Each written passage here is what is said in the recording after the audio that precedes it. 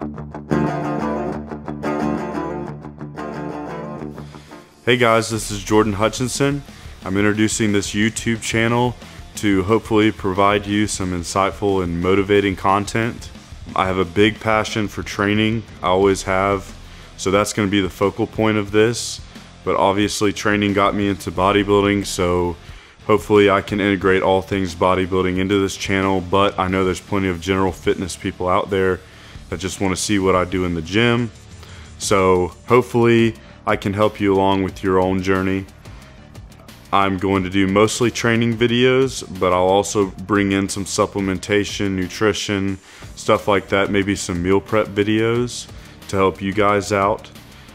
As far as training goes, mostly this is going to be off-season training.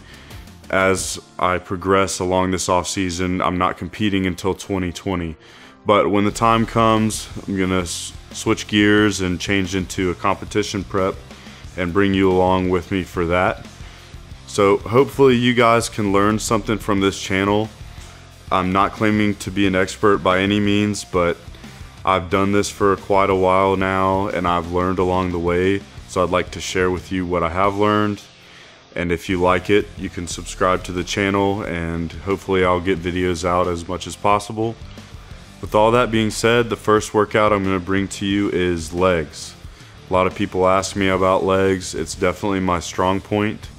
I have always had stronger legs genetically, but I brought up some weak points, like I didn't have good calves at all to start with, and my hamstrings needed a lot of work, so I've brought both of those up. So I'm going to try to provide you with some information and how I train legs, the movements I choose, the intensity I train with. I really want you guys to see that part and that aspect, because legs take a lot of intensity, a lot of just clanging and banging in the gym. So hopefully you enjoy this video. The workout's going to be in the description below and you can go and try it for yourself. Let me know what you think. So let's go train some legs.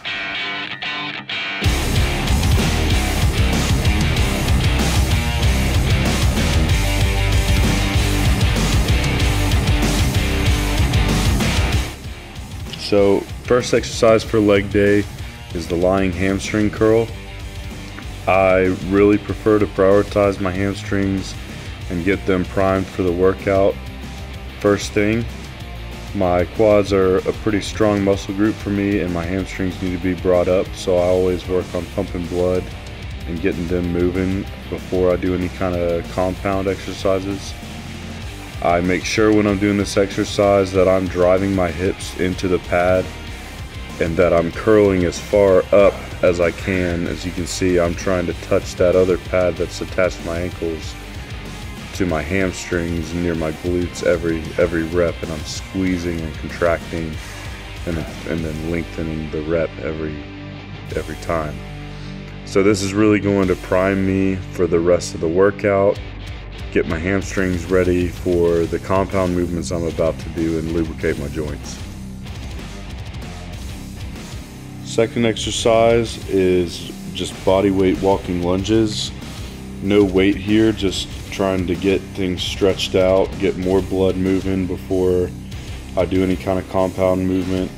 My first compound movement is going to be hack squats, so it's pretty hard on the knees if they're not warmed up appropriately. So here I'm really getting my knees warm. I'm also stretching my adductors as well as stretching my hamstrings every stride.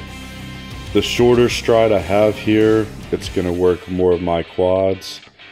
And as I step further out, as I'm lunging, it's going to stretch more into my adductors and my hamstrings and get my glutes stretched and pumped as well. So I really always utilize some kind of lunge, especially if I'm tight. I utilize a lunge right before hack squats.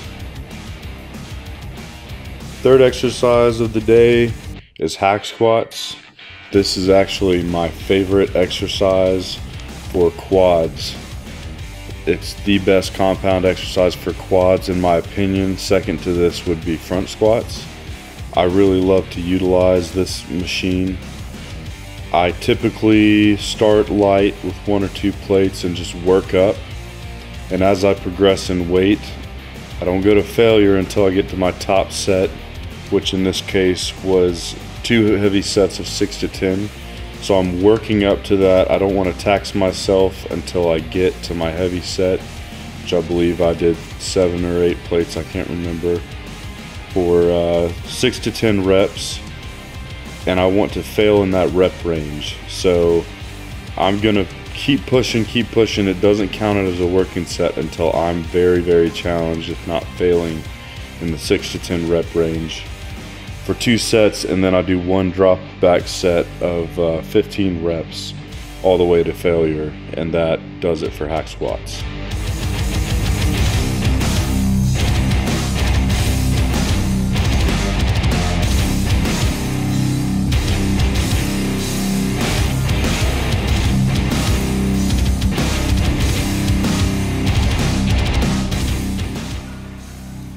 Next exercise I did is another heavy compound exercise. This is going to utilize a little bit more hamstrings and glutes than hack squats will. When I'm trying to engage everything, I'm kind of like how it's shown here, with my feet in the middle of the platform. If I'm trying to hit more hamstrings and glutes, I'm going to go high and wide. If I want to just hit quads, I'm going to go low and close. But here it's just a moderate foot placement, hitting everything, and I'm pressing real heavy, increasing weight, 3 sets of 10 to 15, controlling the weight down, getting a good deep rep, and powering back up. And then my last set, I really want to be failing around 10 reps, so I'm increasing weight, keeping it in that 10 to 15 rep range, and training to failure.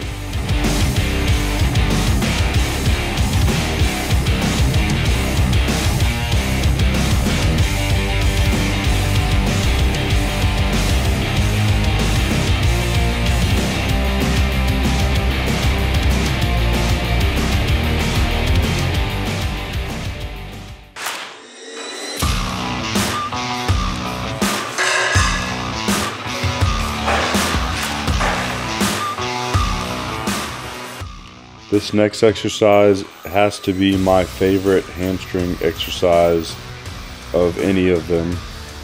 It's something I've definitely talked about on my Instagram quite a bit before as my favorite hamstring exercise, and I attribute most of my development that I've made in the past few years on this exercise.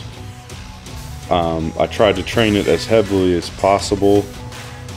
Here I'm working up to 2 top sets of 8 to 10 reps to failure. I still want to get a good stretch and a good work in my sets leading up to it, working from 2 plates, 3 plates, 4 plates. But once I get up to that top set, I'm going all out. Don't want to overstretch your hamstrings here because it's easy to get injured on this exercise. If you're overstretching, overdoing the weight, you don't want to arch your back over. You just want to have a solid stance, about shoulder width apart is what I do.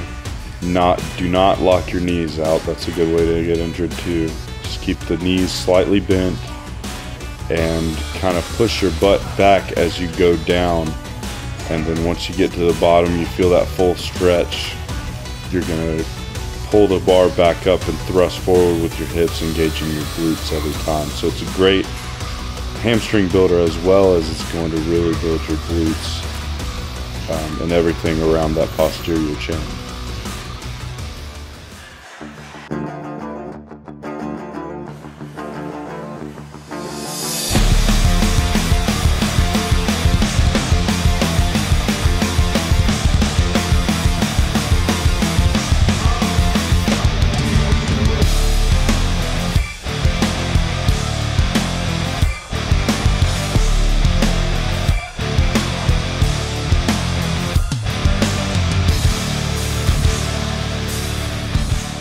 Last exercise for quads is mainly for pump and just to finish burning out the quads. It's leg extensions. I did 3 sets of 12 to 15. Last set being a triple drop set. I really like to just burn my quads out as much as possible here. As you can see on most of the reps I'm trying to squeeze for a 1 or 2 count at the top. Towards the end of my sets, or towards the end of each set, I may just pump it out and just get as many as possible, but for the most part I want to really contract and squeeze the quads and focus on that every rep. And as you can see, I'm going to failure every set.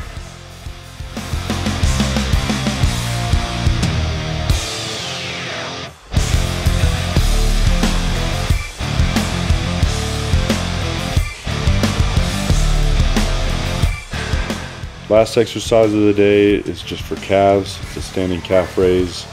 This machine has become my favorite thing to use for calves. I had struggled for a very long time with my calves being stubborn. I would train them often and hard, but nothing would happen. But I realized the biggest thing with the calves is just full extension, full contraction, full range of motion. And I really do prefer a standing movement. This being my favorite machine because it's really easy to drop the weight, go to failure, drop the weight, go to failure. So I utilize a lot of drop sets or rest pause with the standing calf raise, and I train calves often. So you have to train them heavy and train them light, but always pull them through the full range of motion. And that's really what's worked best for me for my calves.